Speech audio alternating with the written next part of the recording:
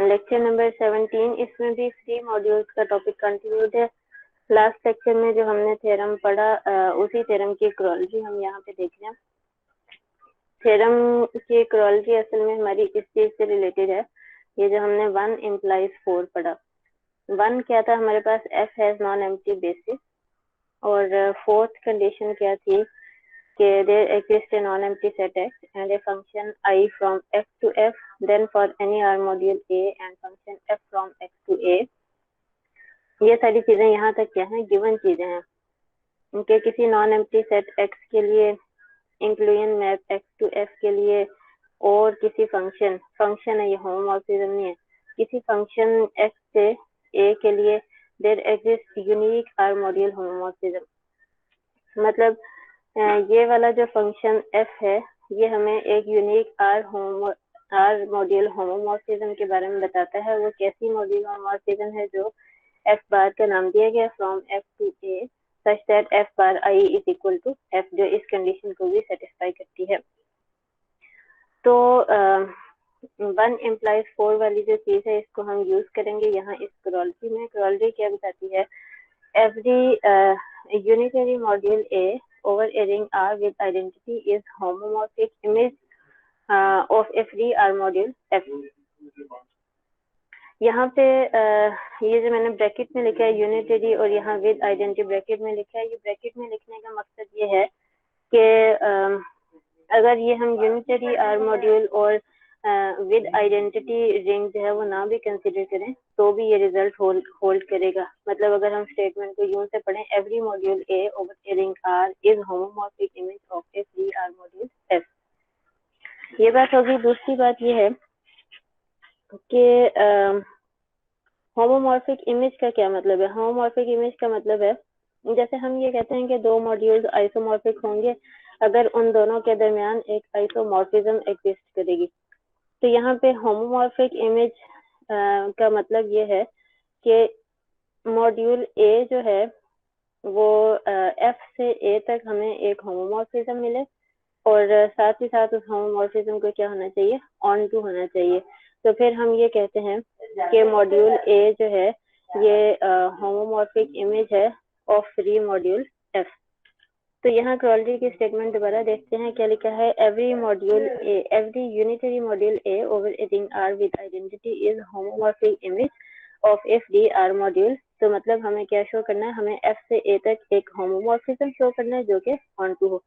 अब अगर आप नोट करो तो f से a तक जो होमोमॉर्फिज्म है उसकी एग्जिस्टेंस तो हमने यहाँ पे शो की। f क्या है, फ्री मॉड्यूल है, तो इसका मतलब है f has a basis.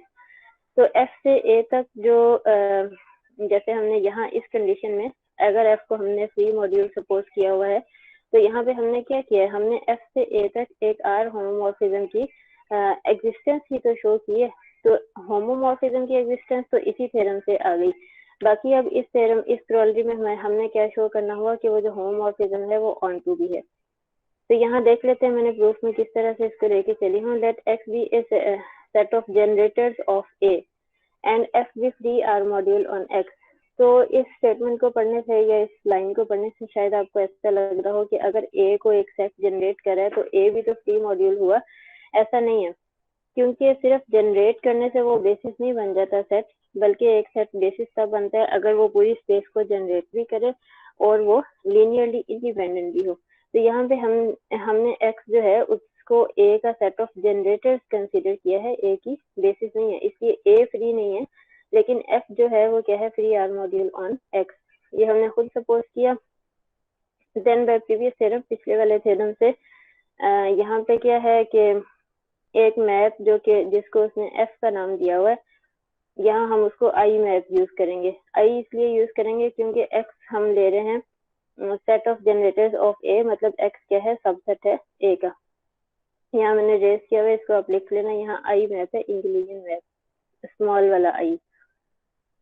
Then by previous theorem a map i from x to a।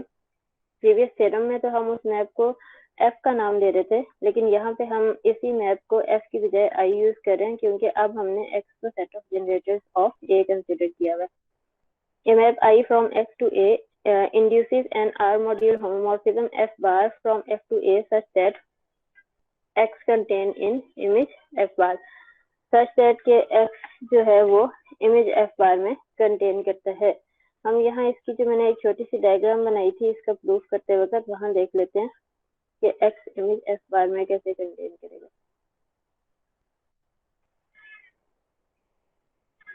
ये x ये सेट है। यहाँ पे उस वक्त हमने ये थ्योरम प्रूफ करते वक्त हमने फंक्शन f लिया था, तो इसका मतलब है f के अंदर x के एलिमेंट का इमेज जो है वो किस में चला जाता है, a में। लेकिन अब यहाँ पे हमारे पास क्या है, इंक्लूजन मैप, मतलब वो क्या होता है, आइडेंटिटी मैप। तो इसका मतलब है x जो है वो इसका a का जो है वो सबसेट है। तो f बार हमने ऐसा आर मॉड्यूल लिया है, आर मॉड्यूल होमोमॉर्फिज्म है सच दैट के f bar into I is equal to ये वाला मैप। तो उसकी वजह से हमें क्या पता चलता है, हमें यहाँ पे ये पता चलता है कि x जो है वो इमेज f बार में कंटेन करता है। अब क्योंकि x जो है वो जनरेट करता है a को, ये हमने शुरू में सपोज कर लिया, since x generates a, x जो है अगर a को जनरेट करता है तो क्या होगा, every element of a can be written as summation r i x i। अब एक्स आई की जगह पे हम लिख सकते हैं आई ऑफ एक्स आई, क्योंकि आई क्या है, इंक्लूजन मैप, पर इंक्लूजन मैप असल में क्या होता है, आइडेंटिटी मैप। आइडेंटिटी मैप की ये डेफिनेशन होती है I of X I is equal to X I. तो summation R I X I is equal to summation R I of X I. Hence for every summation R I of X I belonging to A. तो अब क्योंकि ए का हर element जो है वो इस form में लिखा जा रहा है, तो ए के हर इस फॉर्म के एलिमेंट के लिए there exist m is equal to summation R I X I belong to f। m जो है f का एलिमेंट f के फ्री होने की वजह से उसे इस फॉर्म में लिखा जा सकता है। तो हर इस तरह के एलिमेंट के लिए हमें यहाँ f में इस तरह का एलिमेंट मिलता है सच दैट कि f bar of m is equal to, वो इक्वल आ जाता है इसके। ये इसके इक्वल कैसे है, f बार की डेफिनेशन से, जैसे हमने यहाँ f बार को डिफाइन किया था, ये f bar of m is equal to summation R I F of X I कहा था। आज हम क्या कह रहे हैं, हमारा यहाँ f की बजाय क्या मैप है, इंक्लूजन मैप है। तो f बार ऑफ m किसके इक्वल हो जाएगा, summation R I of X I. तो यही चीज हम यहाँ लिख रहे हैं कि f बार ऑफ m। तो जब हम ये कह दें कि a के हर एलिमेंट के लिए f में हमें एक एलिमेंट मिल रहा है सच दैट के f bar of m, f के एलिमेंट के ऊपर f बार अप्लाई करें तो a का एलिमेंट आंसर आ जाए, तो ऐसे फंक्शन को हम क्या कहते हैं, ऑन टू कहते हैं। तो हमने ये शो कर दिया, hence f bar is onto. अब f बार होमोमॉर्फिज्म था, ये तो हमें इस वाले थ्योरम से ही पता चल गया था, इस थ्योरम से, और f बार को हमने ऑन टू शो कर दिया। तो हम क्या कह सकते हैं, a is homomorphic image of f। जो मॉड्यूल a है वो f का होमोमॉर्फिक इमेज है। होमोमॉर्फिक इमेज का मतलब जैसे मैंने पहले भी एक्सप्लेन किया कि एक सेट जो कि अगर एक हमें फंक्शन मिल जाए जो कि f से a तक होमोमॉर्फिज्म हो और ऑन टू भी हो, तो हम कहेंगे a is homomorphic image of f। Next हमारे पास कुछ रिजल्ट्स हैं फ्री मॉड्यूल से रिलेटेड, उनको हम प्रूफ नहीं करेंगे, सिर्फ स्टेटमेंट्स अहम है उनको सीख लेंगे। A maximal linearly independent subset of x, subset x of a vector space V over a division ring D is a basis of V।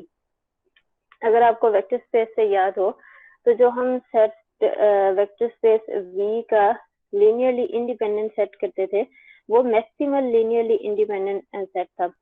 Maximal का क्या मतलब कि उस सेट से बड़ा कोई सेट जो है वो V के लिए linearly independent set of vectors नहीं हो सकता। अगर ऐसा होता भी था कि कोई और set of linearly independent vectors हमें मिल जाता तो वो सेट क्या करता था, वो x में कंटेन करता था।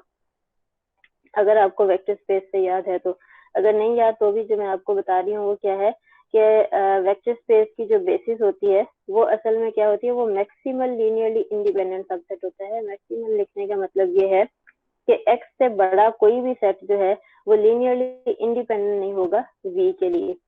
और इसी तरह से अगर x से छोटा, अगर कोई और सबसेट v का जो है वो लीनियरली इंडिपेंडेंट अगर है भी तो वो क्या करेगा, वो x में कंटेन करेगा। तो ये लेमा की स्टेटमेंट जो है वो हमारे वेक्टर स्पेस वाले कोर्स में से बड़ी क्लियर है। A maximal linearly independent subset x of a vector space v over a division ring दूसरी चीज यहाँ ये नोट करने वाली है कि हमने यहाँ फील्ड की बजाय डिवीजन रिंग यूज किया है।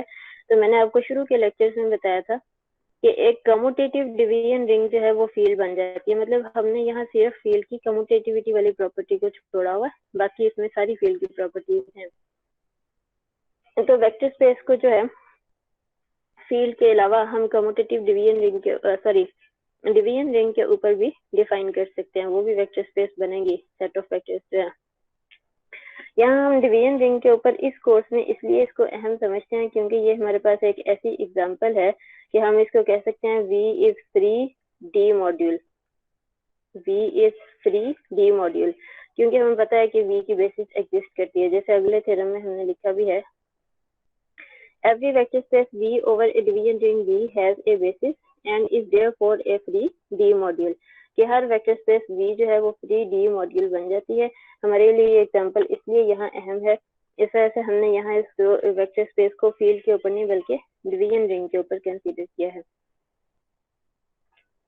नेक्स्ट हमारे पास थ्योरम है, let R be a ring with identity and F a free R module with an infinite basis X, कि R जो है वो रिंग विद आइडेंटिटी है, F फ्री R मॉड्यूल है और F की जो बेसिस है वो इनफाइनाइट बेसिस है।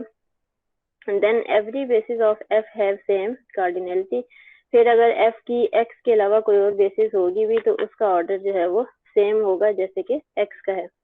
ये इनफाइनाइट बेसिस के केस में है। नेक्स्ट हमारे पास थ्योरम है, if V is a vector space over a division ring D, then any two bases of V have same cardinality। अगर V जो है वो किसी डिवीजन रिंग D के ऊपर वेक्टर स्पेस है तो कोई सी भी दो बेसिस अगर V की होंगी तो उन दोनों की सेम कार्डिनलिटी होगी।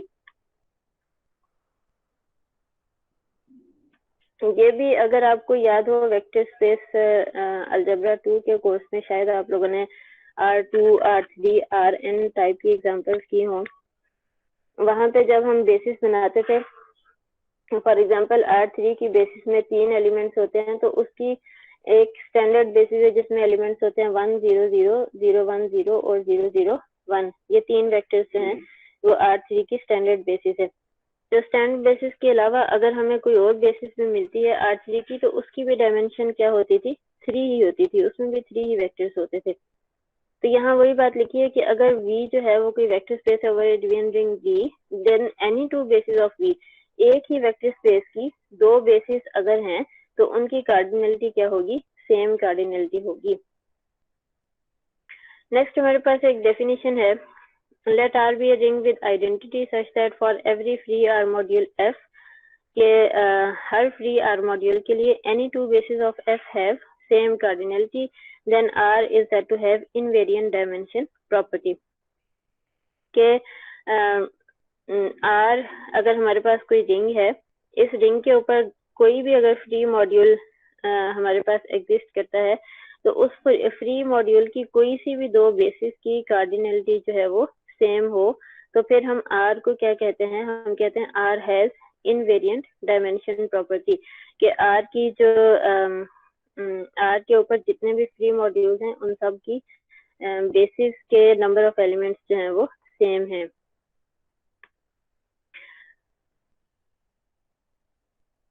तो ऐसे R को हम क्या कहेंगे, हम कहेंगे R has invariant dimension property. अब अगर हम देखें तो ये जो हमने ऊपर ही रिजल्ट डिफाइन किया कि if V is vector space over a division ring D, then any two bases of V has same cardinality।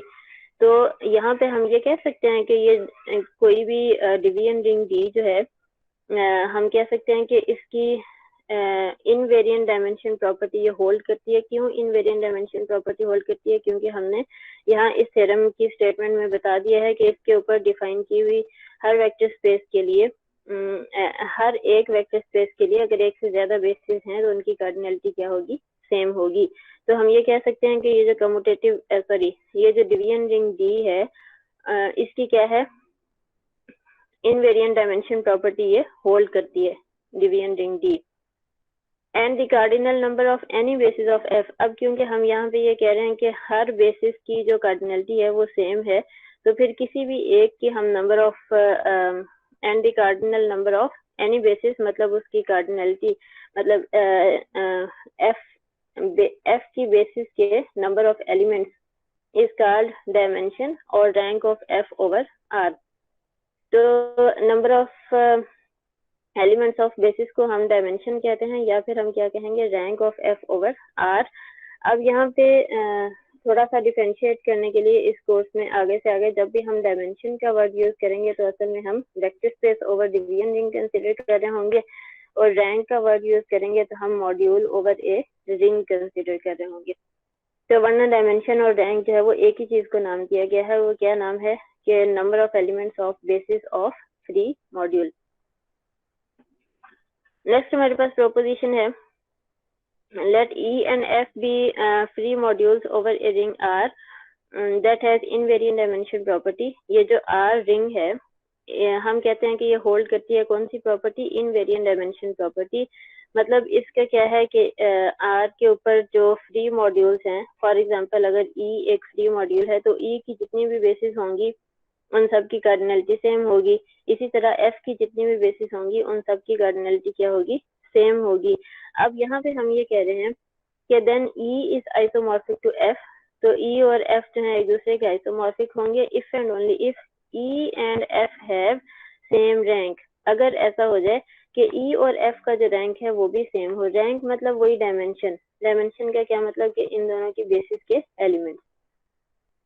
Invariant dimension property हमें क्या बताती है कि अगर E की एक से ज्यादा बेसिस हैं तो उन सब की डायमेंशन सेम है। इसी तरह से अगर F की एक से ज्यादा बेसिस हैं तो उन सब की डायमेंशन सेम है। हम ये कह रहे हैं यहाँ पे स्टेटमेंट में कि E और F एक दूसरे के आइसोमॉर्फिक होंगे if and only if E and F have same rank, कि अगर E और F की भी डायमेंशन आपस में सेम हो जाए, E की बेसिस के एलिमेंट्स और F की बेसिस के एलिमेंट्स जो हैं वो नंबर ऑफ एलिमेंट्स सेम हो, तब हम कहेंगे E is isomorphic to F। तो ये स्टेटमेंट हमें क्या बताती है कि अगर R कोई रिंग है जिसमें इनवेरिएंट डायमेंशन प्रॉपर्टी होल्ड करती है तो दो फ्री मॉड्यूल्स E और F एक दूसरे के आइसोमॉर्फिक होंगे if and only if both have same dimension कह लें या फिर रैंक कह लें।